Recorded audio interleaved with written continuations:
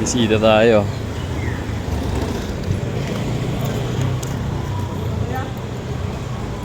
Ito, Suzuki Impulse. Hey.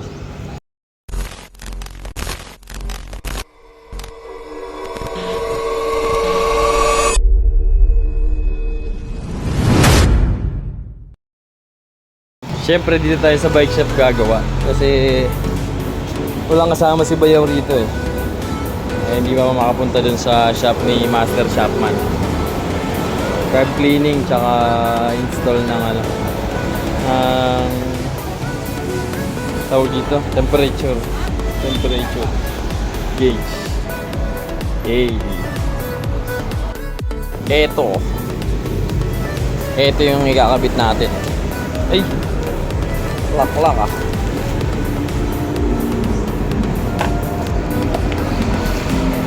Ito, poso.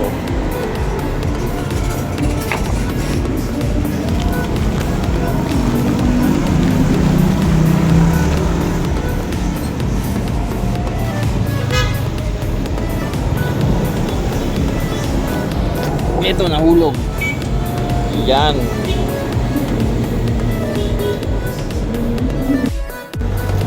Sound check.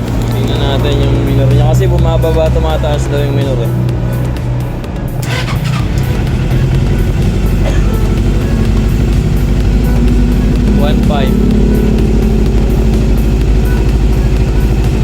Lakas daw sa gas.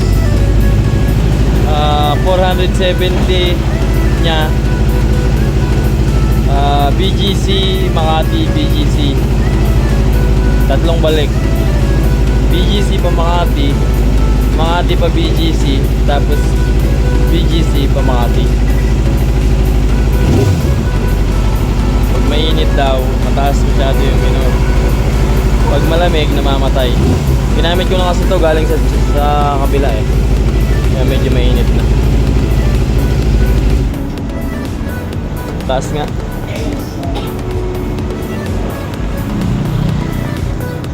Under ko kasi kanina pag papunta ko rito, parang hindi inline 4 eh.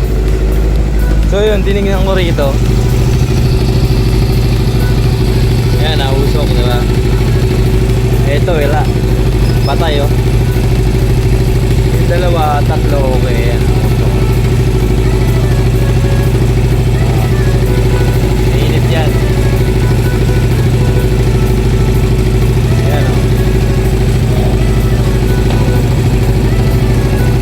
Ito, wala oh. Tatlo lang. Outsu. Ayan, tatlo.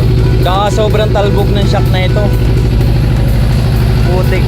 Parang hinahagis pag dumadaan sa humps. Pero na-convert niya na to.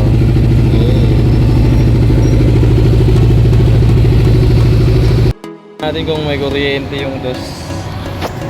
Kasi ano eh, patay eh.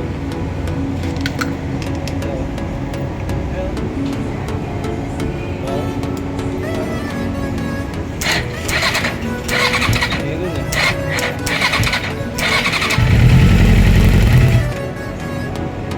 Baka spark plug.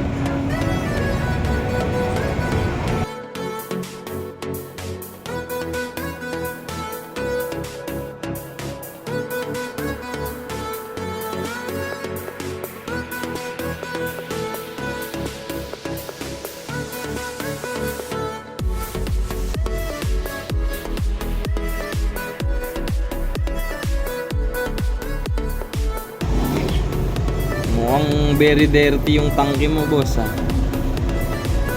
Oh.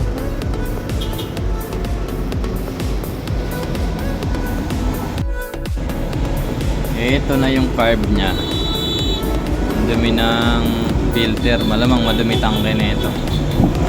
Tapos may butas yung isa.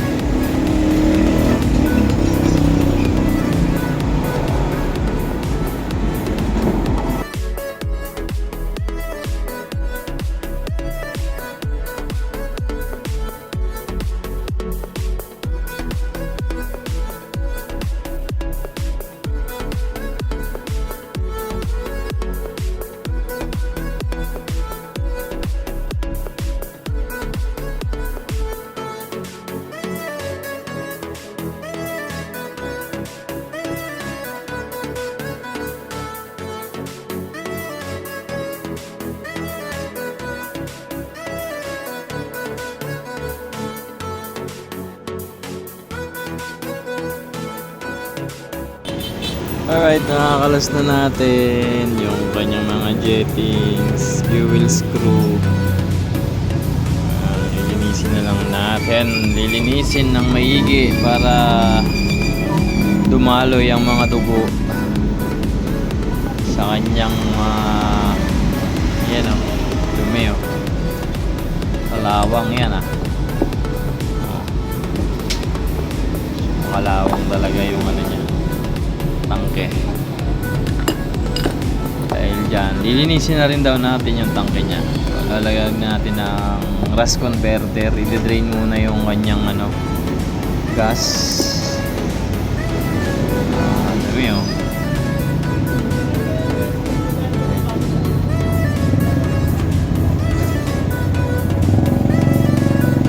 Alright.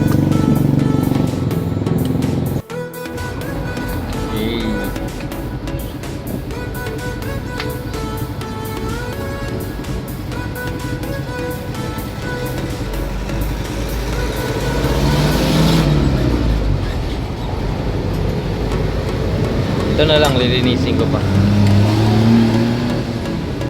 Alright, lilinisin natin yung kanyang tangke dahil madumi, makalawang. So syempre, ito yung solusyon ni Master. Ayan. Yung gas niya, ito. Ayan o. Kitang kita ang dumi. Kalawang. Hey.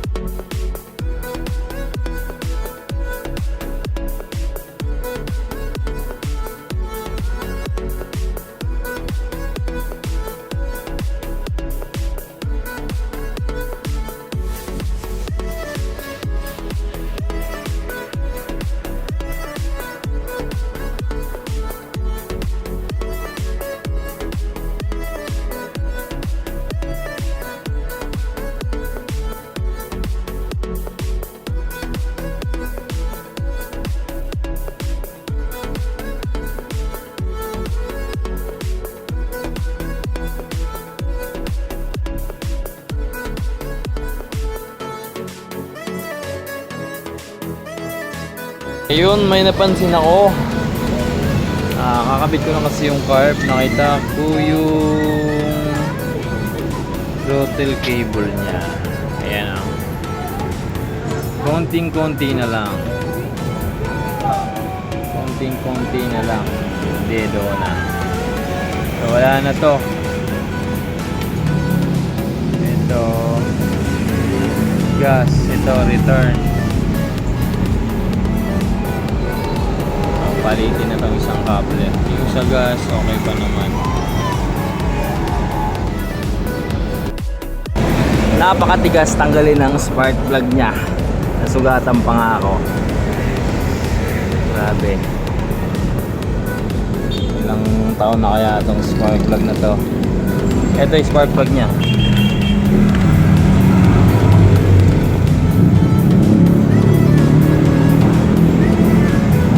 Basa. Basang basa.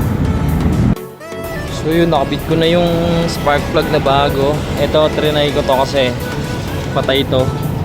Walang init yung 1, 2, 3. Walang init. So yun, nilagyan ko. Trinay ko na siya bago isalpak. May kuryente na lumabas. Ito yung nakalagay sa trash niya. Ayan. Walang sunog, so baka dahil dito. Testing natin.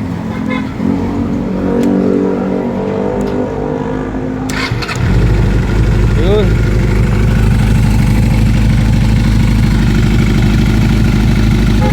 Yun, may init na. May init na siya. Buhay na ulit.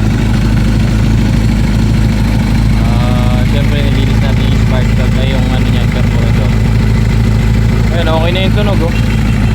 Inline 4 na ulit. Hindi na inline 3.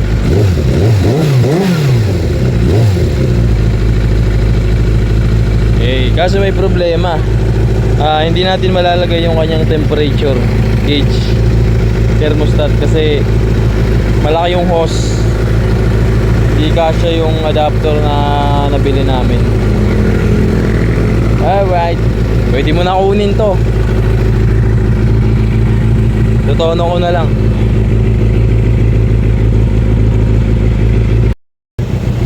Ganda ng makina na ito, oh. Tahimik pa, oh. Ayan, stable na yung minor nya.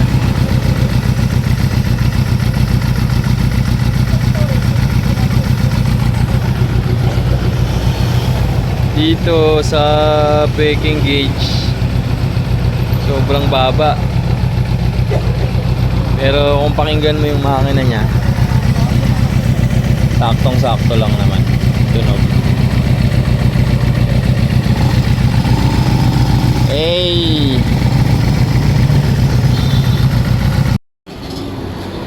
hey, you know, pwedeng manalamin sa loob, ah.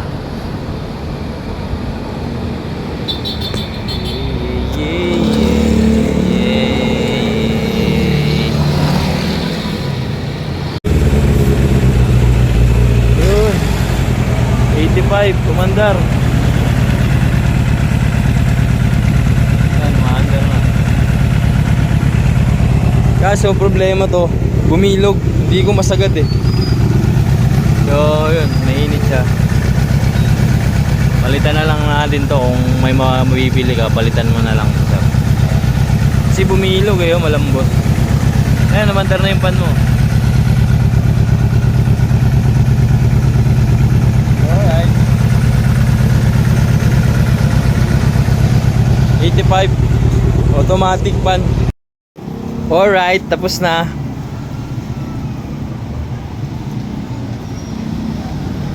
Ayan na yung ini-install nating temperature gauge.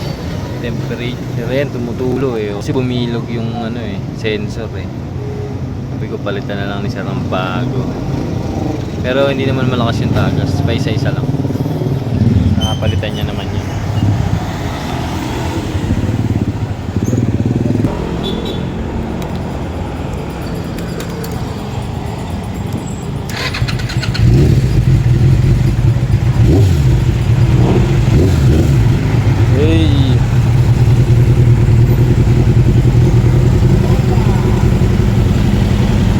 To. Pwede na kunin to.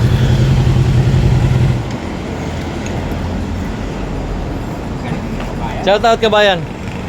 Shout out sa red bike na. Eh, naka-ready niya, no? Hey. Pwede na yan. Sa'yo yan, sir? What do you do for living, sir? Nahirap lang. Mali, ah. Gago!